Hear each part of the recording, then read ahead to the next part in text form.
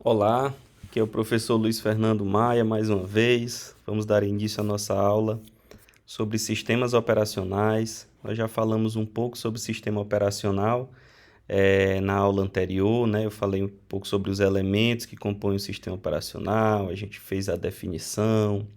Falamos também sobre um dos principais componentes, que é o kernel. E vocês tiveram também uma atividade aí específica para fazer, para estudar um pouco mais sobre esses sistemas que são tão importantes aí para o funcionamento de qualquer computador moderno, tá? Hoje a gente vai falar mais especificamente sobre algumas partes específicas, né? Vamos estudar um sistema operacional Windows, que é o sistema mais popular, mais comum, tá ok? Então vamos lá. Como eu havia mencionado, a gente vai seguir um roteiro, né? Sempre vou apresentar alguns pontos do Windows especificamente, e aí vou comentando sobre as funcionalidades que o sistema operacional tem de maneira geral, mas apresentando para vocês aqui os exemplos no caso do Windows. Como eu havia falado, o sistema operacional ele é uma camada de software que vai atuar entre o equipamento e o usuário. Então, para nós usuários, pudermos extrair o máximo dos recursos do equipamento, do hardware, a gente precisa dos softwares ali no meio.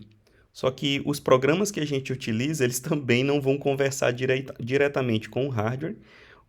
Existe um software específico, que é o sistema operacional, para atuar ali, traduzindo, digamos assim, se relacionando com o hardware e atendendo às necessidades dos aplicativos, dos programas que a gente utiliza no dia a dia, do nosso navegador, do nosso editor de texto, do nosso player de música, enfim.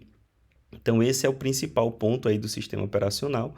Nos sistemas antigos, nos sistemas mais iniciais, né, nós tínhamos basicamente essa conversa lá com o hardware. Eles eram sistemas ainda quando os computadores não tinham interface gráfica, né, eram apenas linhas de comando, e os nossos programas eles eram ali comandos digitados nesse sistema operacional. Hoje, nós já temos uma mudança grande nos sistemas, tá?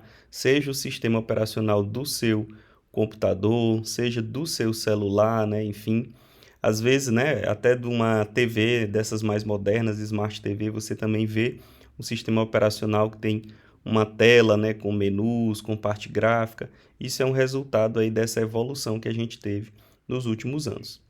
Então, um dos principais elementos do sistema operacional hoje é essa área de trabalho, né? Como se fosse aqui a nossa tela inicial, a nossa parte inicial.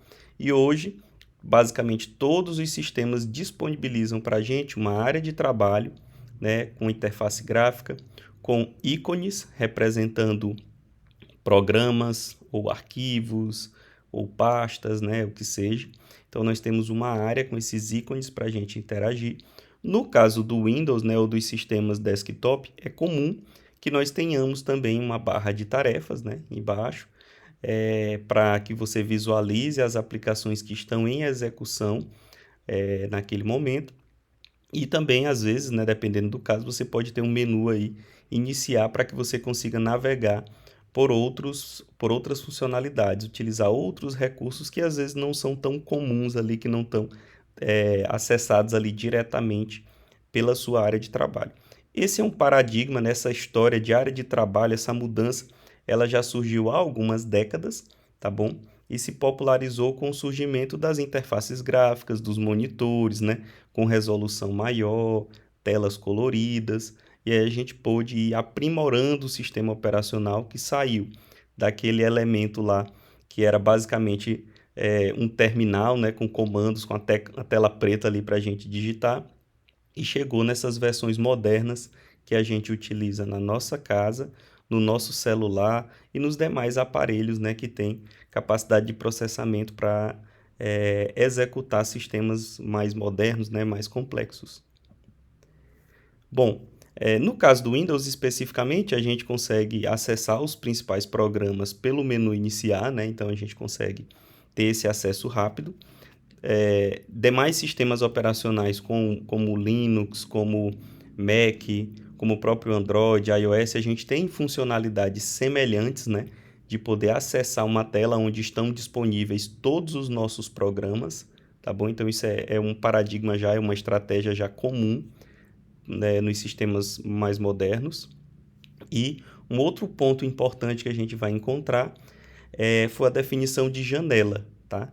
Que é esse espaço que ocupa uma parte da tela destinado à execução ali, à renderização dos elementos de um determinado aplicação, tá bom?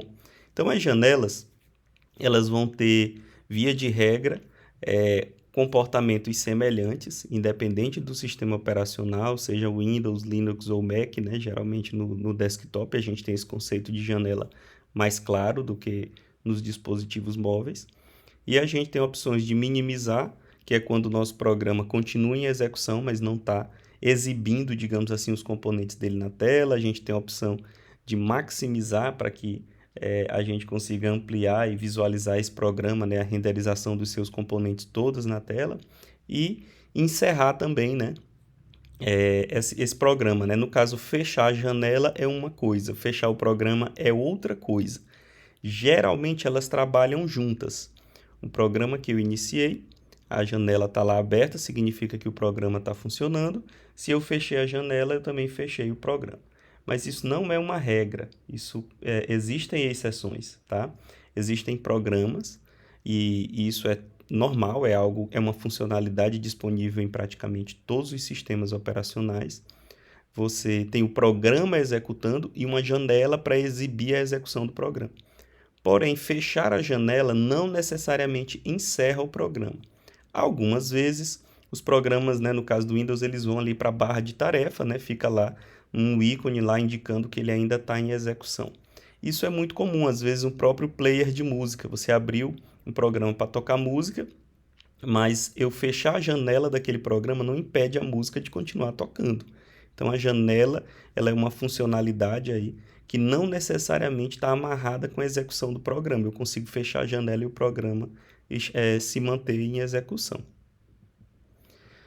Um ponto importante dos sistemas operacionais, como eles são esse software que entra em contato com os equipamentos e que vai fornecer suporte para os demais programas, é que ele precisa ele tem que permitir configurações, tá?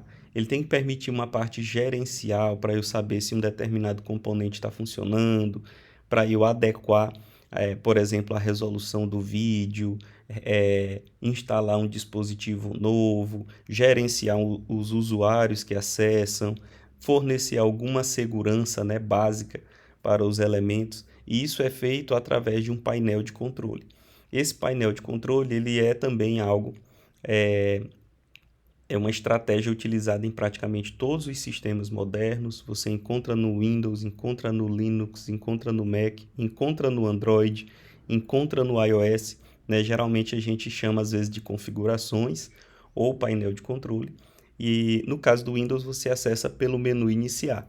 Então aqui você consegue fazer todos esses ajustes que estão mais relacionados a essa conversa com o hardware e a definições de preferência do usuário. São opções que provavelmente vão ficar mais entre o uso desse sistema não relacionado diretamente aos aplicativos, tá? É algo mais do sistema com o equipamento ou do sistema com o usuário. Um exemplo é a alteração de temas, né, de papel de parede, de personalização de cores. Os programas não vão depender, não vão deixar de executar ou vão executar melhor por conta dessas mudanças aí de tema, de personalidade, né, de você definir cores. Então, são mudanças que estão fora, digamos assim, da importância lá para os aplicativos.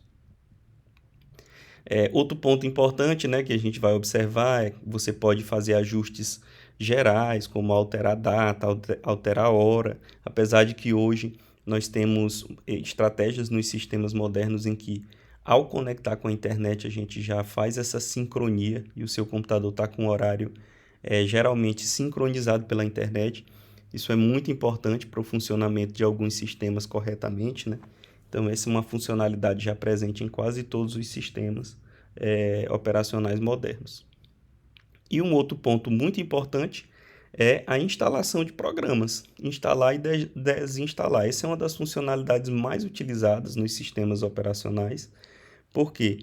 porque a gente frequentemente está querendo instalar um recurso novo ou precisa desinstalar alguém.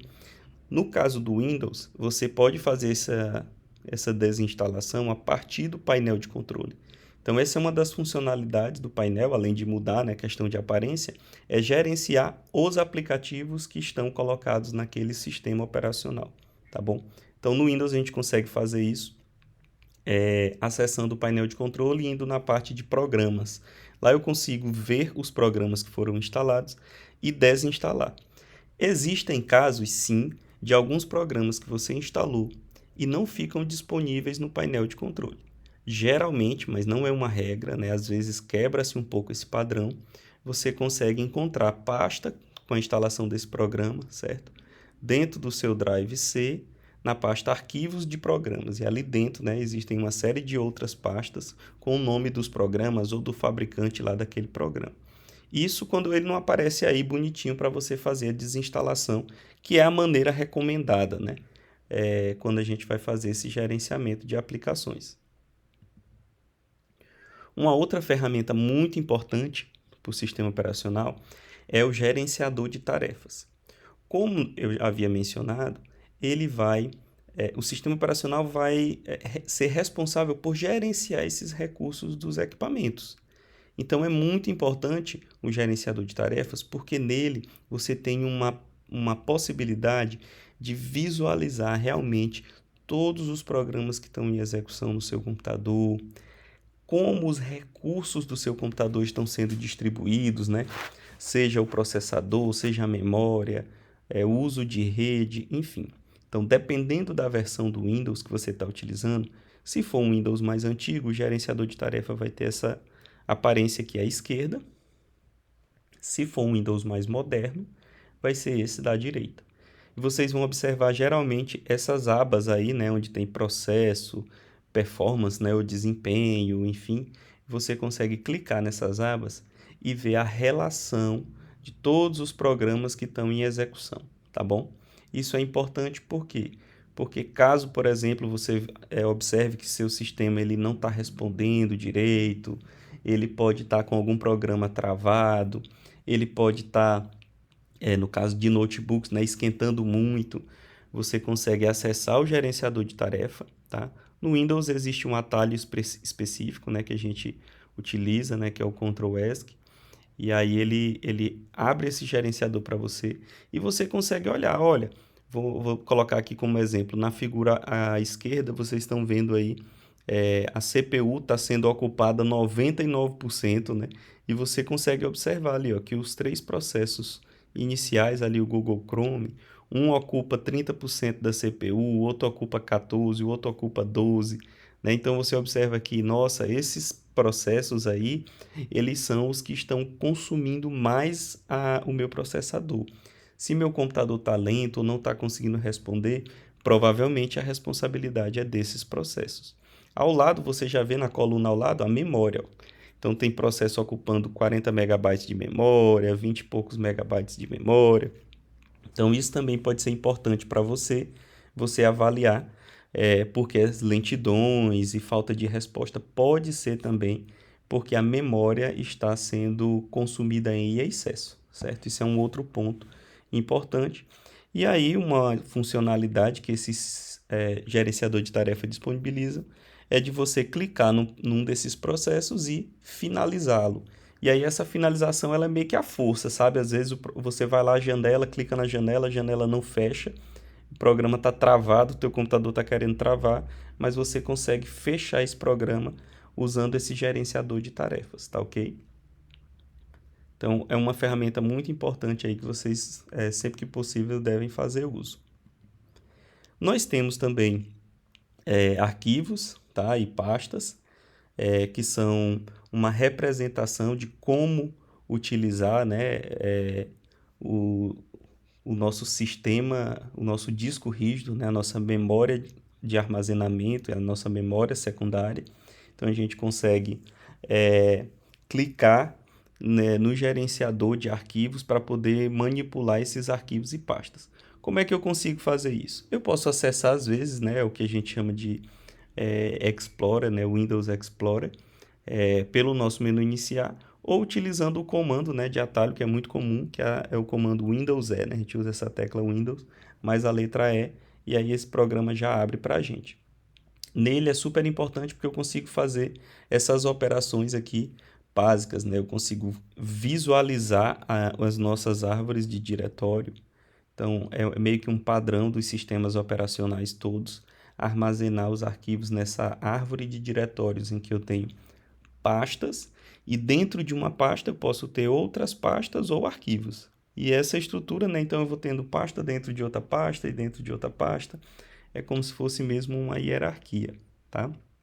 Então, geralmente, os gerenciadores de arquivo, eles vão ter uma barra de endereço que mostra em que local nós estamos, né? Qual foi o caminho que eu percorri, né? Lá da nossa pasta inicial até a pasta atual, tá? Eu consigo ter ferramentas de busca e opções de criar novas pastas, renomear, excluir, mover, né, copiar de um lado para o outro. E essas são operações básicas aí que um sistema operacional disponibiliza para a gente através do nosso gerenciador de arquivos, tá? O que nós estamos fazendo nesse momento querendo mover dados que estão no nosso disco rígido, né, na nossa memória secundária. E aí, essa movimentação de dados ela é meio que feita de maneira transparente. Não importa se eu estou movimentando dados de um pendrive, de um disco magnético, de um disco SSD, né, que a gente chama os mais modernos, o sistema operacional vai fazer essas operações ali conversando com o hardware. Mas para nós, usuário, não faz diferença qual é o disco que está ali, se é pendrive ou se não é. A gente só quer mover um arquivo de um lado para o outro. E a gente faz isso, né, dá esse comando pelo gerenciador de arquivos e o sistema operacional se encaminha, se encarrega de fazer essas operações lá, conversando diretamente com o hardware. Uns exercícios básicos, né, para vocês sempre, é acessar esses menus, né, criar pastas, mover pastas, renomear, criar arquivos, tá? Então, essas são operações básicas que você pode fazer, tá bom? Utilizando o gerenciador de arquivos, tá? Outra das operações mais comuns é renomear, copiar e colar. Então, uma ação que você faz sempre, né? Um exercício que vocês podem fazer é colocar um pendrive no computador que seja e realizar essas operações de movimentação do seu disco local, né? Que no caso do Windows por padrão é o disco local C, é a letra C, 2 pontos, né? E o dispositivo que você colocou. Então, eu consigo enviar para recortar, renomear, excluir. Então, são operações que vocês podem fazer a título de exercício, tá? Inclusive, criação de atalho, tá? Esse é um ponto importante, certo? Que a gente pode fazer. E os atalhos, eles são arquivos que, na verdade, não existem ali realmente, não são cópias. São basicamente representações de um arquivo que está em outro lugar. Então, ao invés de eu querer 2, 3 arquivos iguais, estando presente em diferentes pastas, e aí eu teria um problema, porque se eu altero eu teria que... eu quero que essa alteração que eu fiz, ela se repita em todos esses lugares que esse arquivo está. Então, eu teria que alterar todos. Uma alternativa para isso é usar um atalho. Um atalho, então, ele é como se eu tivesse o meu arquivo original e o atalho vai ser um outro arquivo, mas que apenas me leva diretamente para o meu original. Então, todas as mudanças que eu fizer quando eu abro aquele atalho, né, ou aquele arquivo, ela vai ser replicada em todos os lugares, tá? Então, isso é uma estratégia aí utilizada bastante em todos os sistemas operacionais, tá? Um recurso que foi colocado para o usuário é o recurso da lixeira, também responsável, né, nessa parte de gerenciamento de arquivo. Por quê? Porque nas primeiras versões de sistema operacional, quando você excluía um arquivo, ele era excluído de vez, não tinha mais como desfazer aquela exclusão.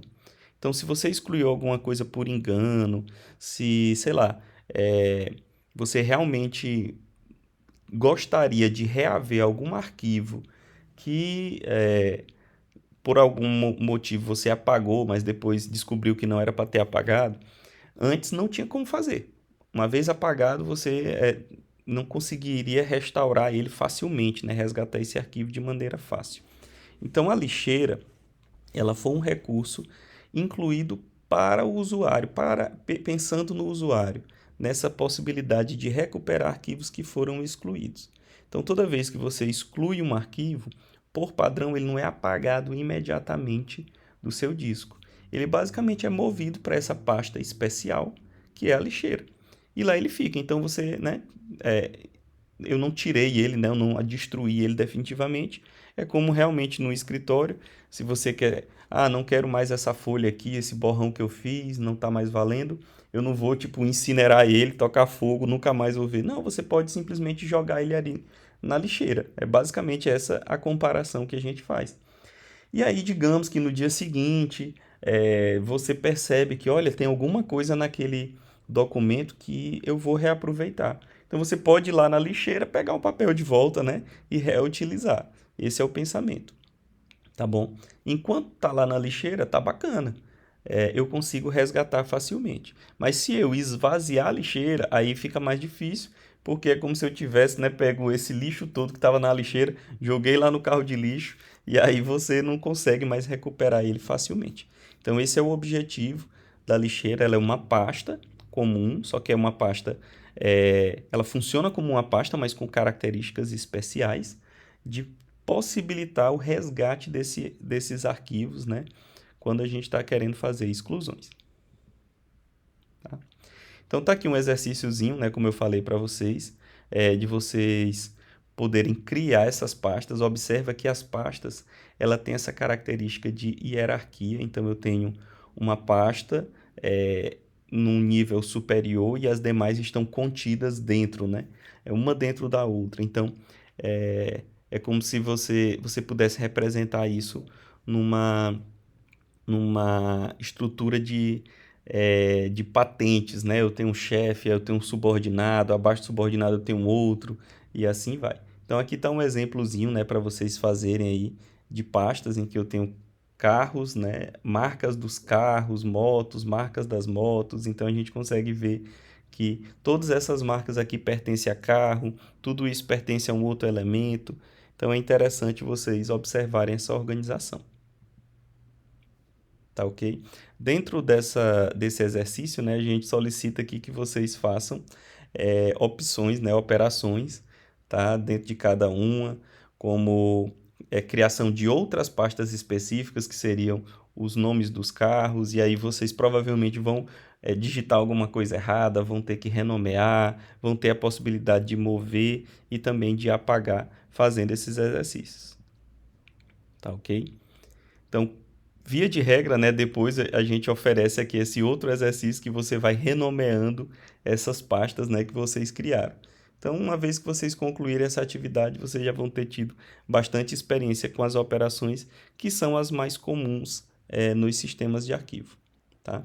Um outro ponto a destacar é que dentro do Windows, né, especificamente, mas todo sistema operacional tem os seus atalhos, você consegue ter acesso rápido a algumas operações.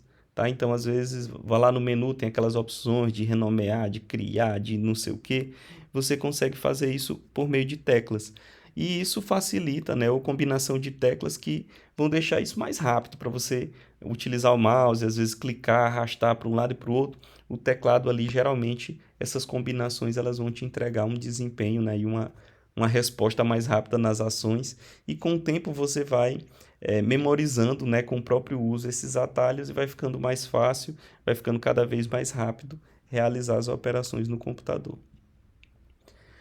Então é isso, pessoal. Se tiverem alguma dúvida, nós estamos à disposição. Revisem, façam as atividades, e se tiverem alguma dúvida, né, sempre procurar aí os fóruns e a plataforma para a gente solucionar. Mais uma vez, obrigado. Até mais.